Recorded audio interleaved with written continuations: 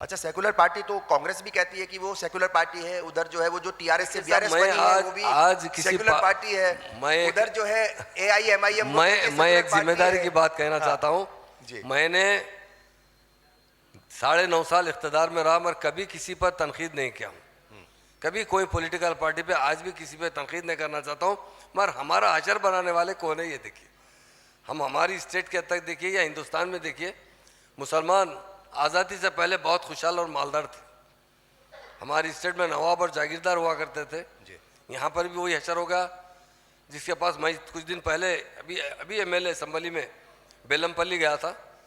वहाँ के एमएलए साहब ने एक शख्स मुसलमान साहब से मुझे मिला के बोले कि हमारे होम मिनिस्टर साहब, ये जो आपके जिससे मिला रहा हूँ ना, उनके दादा के नाम पे मेरी पूरी कॉन्स्टिट्यूंसी के पट्टा था बोल के। मेरी पूरी कॉन्स्टिट्यूंसी का पट्टा उनका नाम पे था।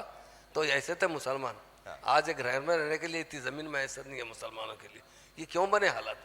दिन ब दिन लोग कुछ हमदन ओपन दुश्मन है, कुछ प्लानिंग से हमें बैकवर्ड करते जा रहे हैं। हमें अच्छी तालीम चाहिए, अच्छी तरीके से हमें बाइज़्ज़त ज़िंदगी चाहिए हमारी स्टेट के अंदर। हम देख रहे हैं कई ज़माने से देखते हैं आहिस्ता आहिस्ता आहिस्ता खुद हम हमारी स्टेट का देखते हैं। यहाँ पर सीलिंग लागू किया गया, अर्बन सीलिंग लाया गया, रूरल सीलिंग लाया गया, जबकि मुसलमान हज़ारों एकड़ के मालिक थे। शहर में हैदराबाद में भी एकड़ों से ज़मीन के मालिक थे। आज वो 1000 एकड़ तक महदूद हो चुके हैं।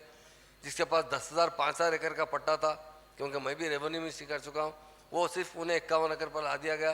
किसी हर तरीके से कोई भी हो हमें टारगेट किया जाता है। ठीक है।